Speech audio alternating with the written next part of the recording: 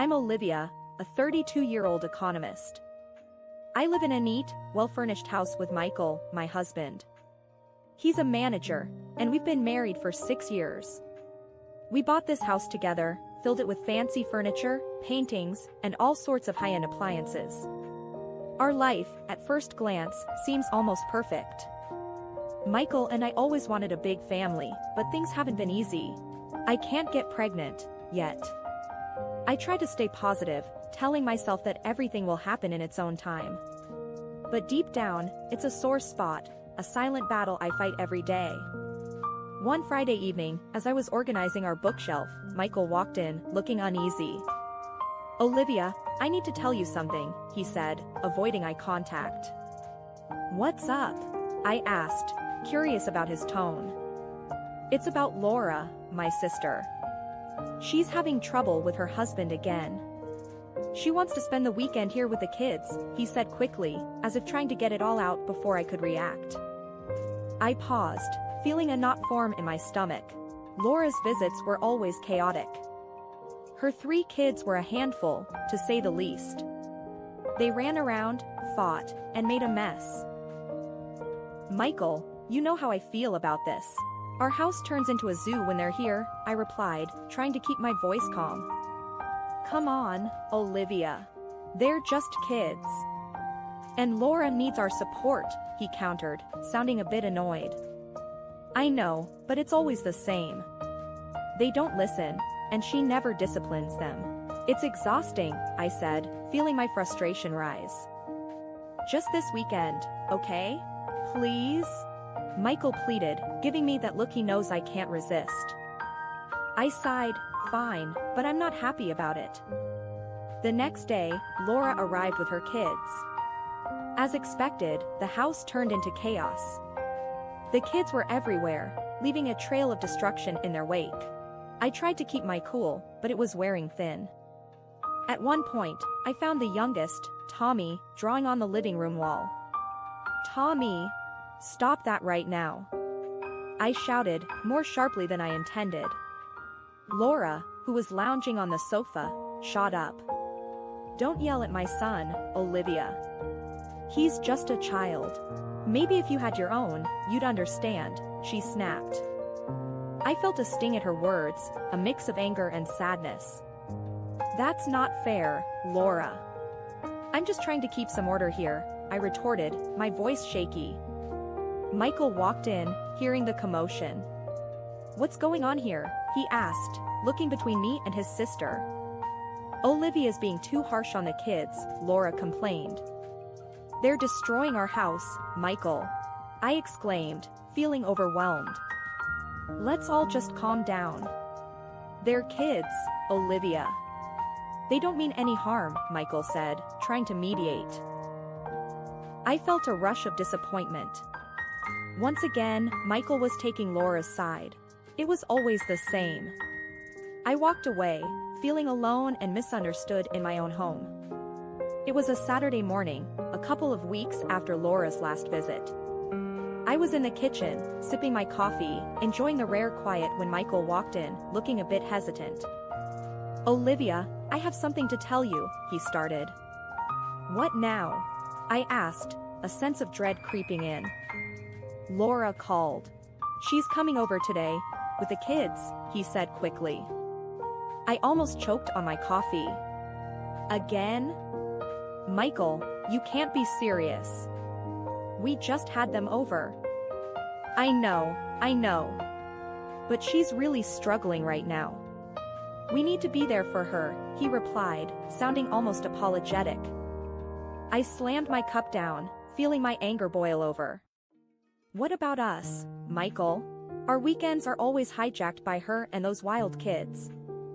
"Olivia, please. Just try to understand. It's family," Michael said, trying to calm me down. I let out a frustrated sigh. "Fine. But I'm not playing babysitter this time." Soon, Laura arrived with her kids. As usual, they stormed into the house, running and screaming. I clenched my fists, trying to maintain my composure. I walked into the living room, where the kids were already making a mess. Guys, could you please play a bit quieter? I asked, attempting to sound gentle.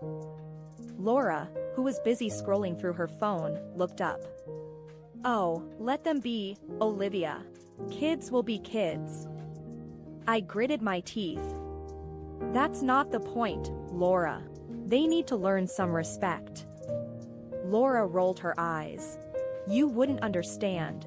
You don't have kids. That comment hit a nerve. I was about to respond when Michael stepped in. Let's not start this again, please.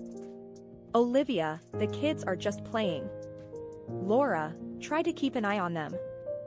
I walked away, feeling a mix of anger and helplessness. Throughout the day, the chaos continued. The kids ran wild, and Laura did nothing to stop them. I felt like a stranger in my own home. At dinner, the situation escalated. The youngest, Tommy, threw his food on the floor. I snapped. That's enough. This isn't a circus. Laura stood up, her face red with anger. How dare you speak to my child like that? You're so uptight, Olivia. Loosen up a bit.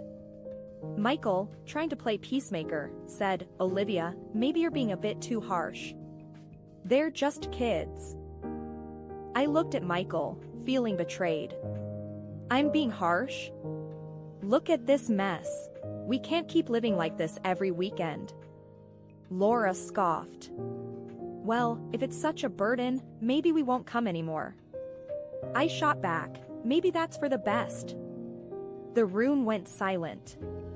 Michael looked at me, his expression a mix of shock and disappointment.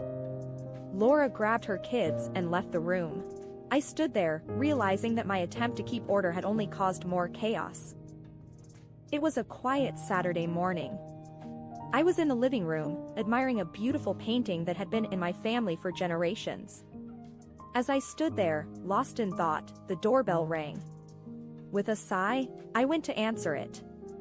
There stood Laura, her 3 kids buzzing around her like bees. We thought we'd surprise you, Laura announced, a smirk playing on her lips. I forced a smile. What a surprise indeed. Michael appeared, his face breaking into a grin. Hey, great to see you all. I pulled Michael aside. We need to talk. This isn't okay, her showing up unannounced all the time. It's just for today. Their family, Michael whispered back, sounding tired of this conversation. Frustrated, I let it go. The day passed in a blur of noise and chaos. The kids were everywhere, and Laura did little to control them. I tried to stay out of their way, focusing on tidying up. Then I heard a crash from the living room.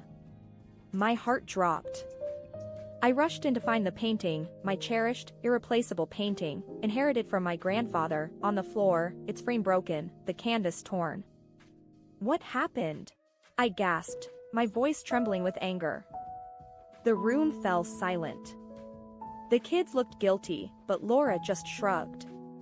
Oh, they were just playing, Olivia. It's just a painting. Just a painting? Laura, do you have any idea how much this means to me? I was nearly shouting. Michael hurried in, assessing the situation.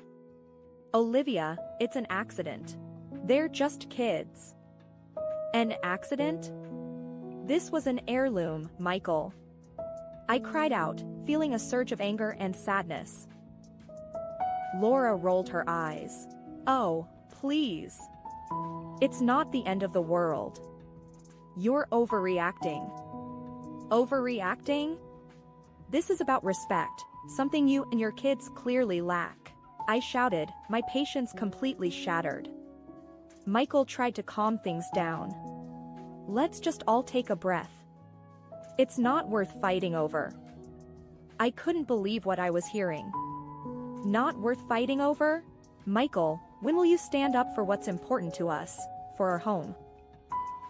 The kids started crying, and Laura glared at me. Look what you've done. You're making a scene over some old painting.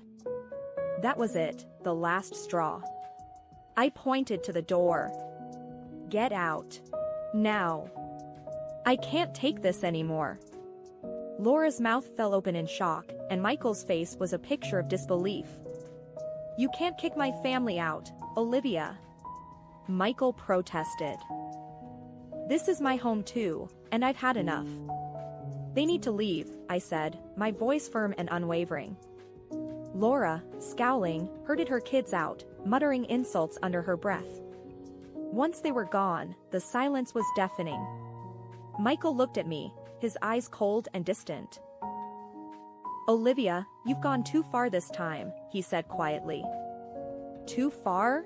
I'm standing up for our home, something I wish you would do, I replied, my voice shaking with emotion.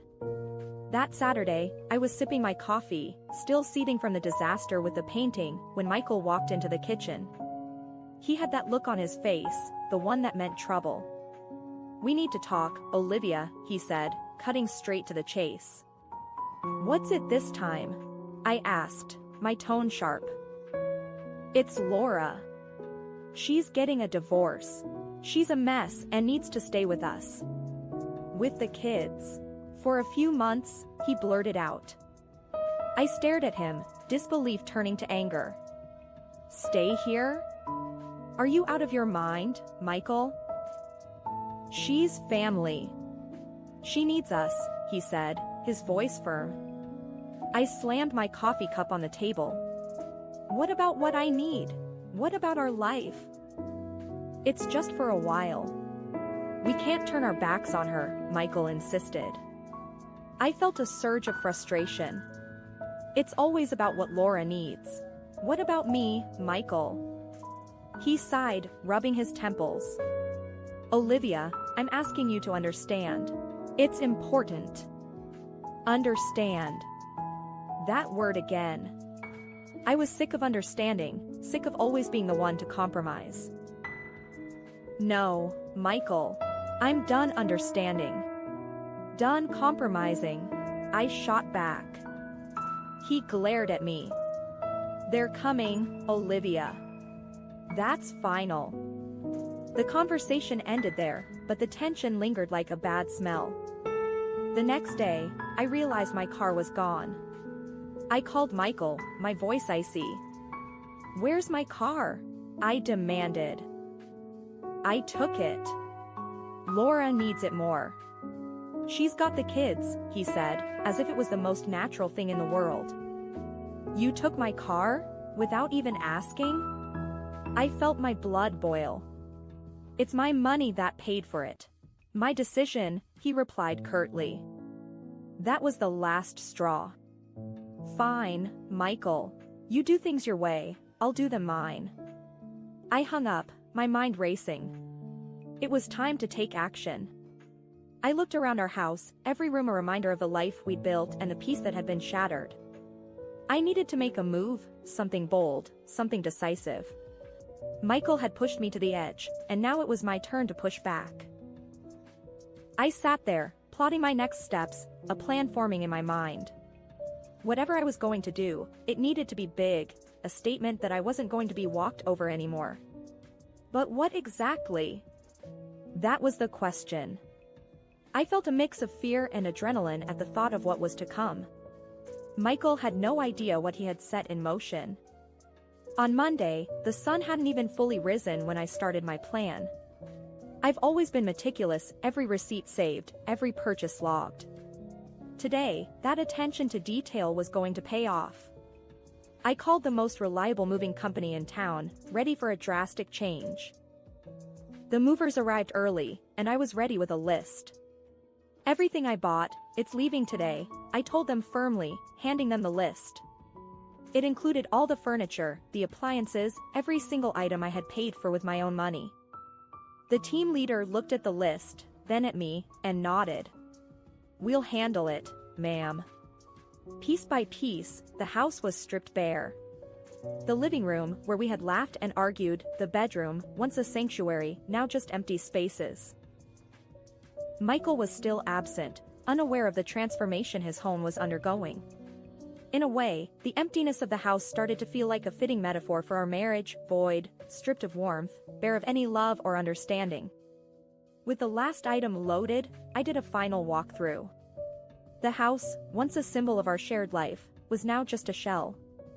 No trace of me or my contributions remained. I left before Michael returned.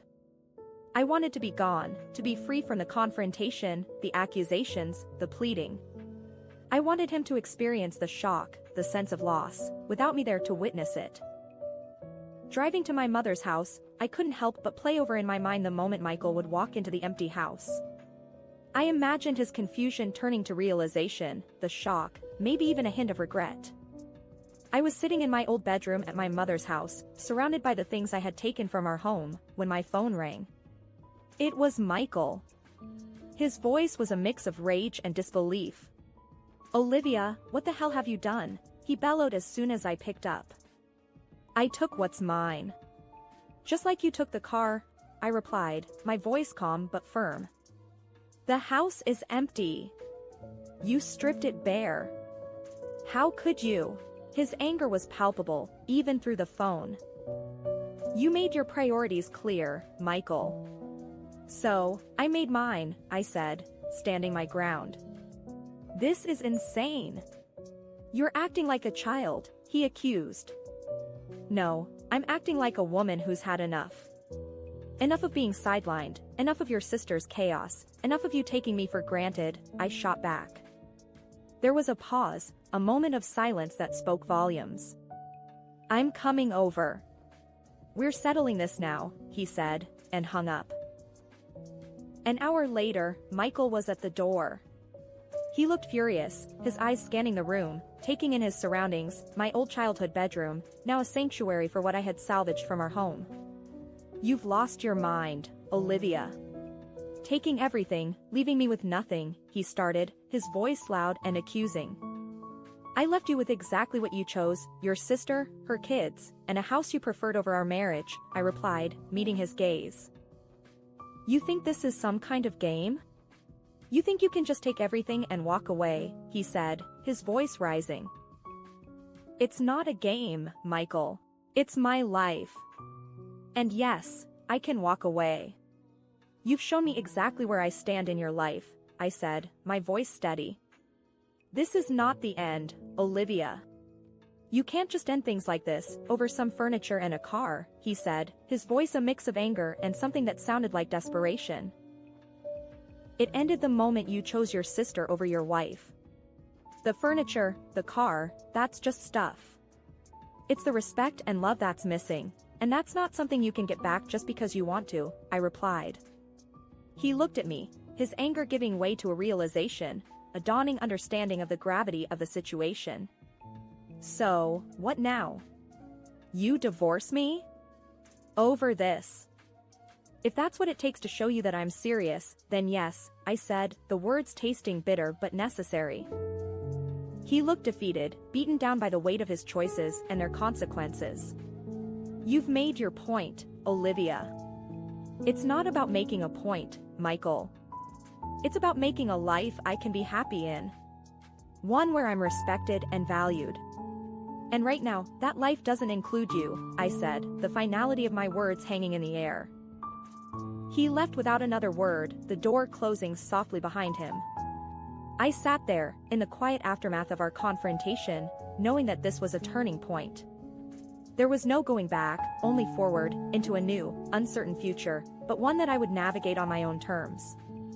A few weeks had passed since the confrontation with Michael. I was sitting at the kitchen table at my mother's house, a stack of divorce papers in front of me. My mother walked in, her expression a mix of concern and support. "Are you sure about this, Olivia?" she asked, sitting down beside me. I looked at her, my resolve clear. "Yes, Mom. I've never been more sure about anything." She sighed, reaching over to squeeze my hand. "He called again. Said he wants to talk, maybe work things out." I shook my head.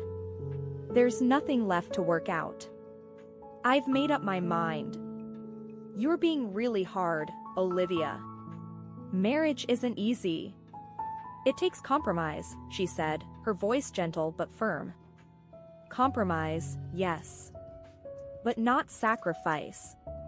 Not my happiness, not my self-worth, I replied. Just then, my phone rang. It was Michael. I took a deep breath and answered. Olivia, please. Let's not do this. We can fix it, he said, his voice pleading. Michael, it's over. I've moved on. You need to as well, I said, trying to keep my voice steady. I never thought you'd go through with this. Over a few arguments, over some car, he trailed off. It wasn't just arguments or car, Michael. It was about being valued and respected. You made your choices, and now I've made mine, I replied. There was a pause on the line. So, this is it, then, he asked. Yes, this is it, I said, and hung up. I signed the divorce papers, each signature a step towards a new beginning. My mother watched, tears in her eyes, but she didn't say anything more. She understood.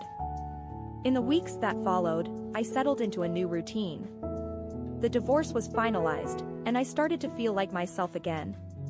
There were moments of loneliness, of doubt, but they were fleeting. I had chosen a path of self-respect, and with each day, it felt more and more right. One evening, I went out for dinner with friends, the first time in a long time. We laughed, shared stories, and for a few hours, I forgot all about the past few months. As we were leaving the restaurant, one of my friends, Sarah, nudged me. You seem different, Olivia. Happier.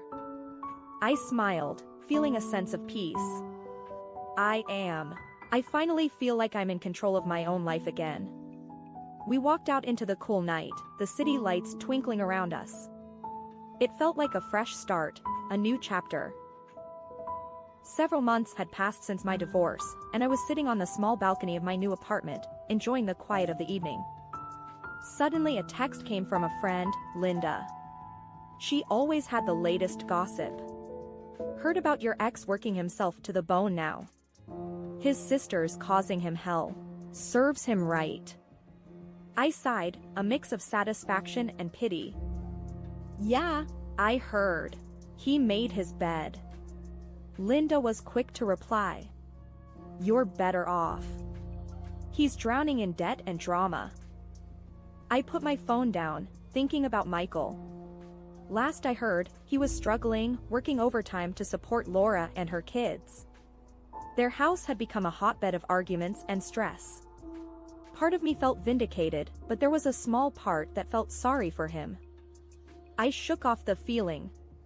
It was his choice, after all. I had moved on, building a life that was mine and mine alone. I had a new job, new friends, and a peace of mind I hadn't felt in years. Later that night, as I lay in bed, I couldn't help but think about how different my life was now. I was independent, making decisions for myself, living without the constant drama that had once consumed me. The next day, I met up with Sarah for coffee.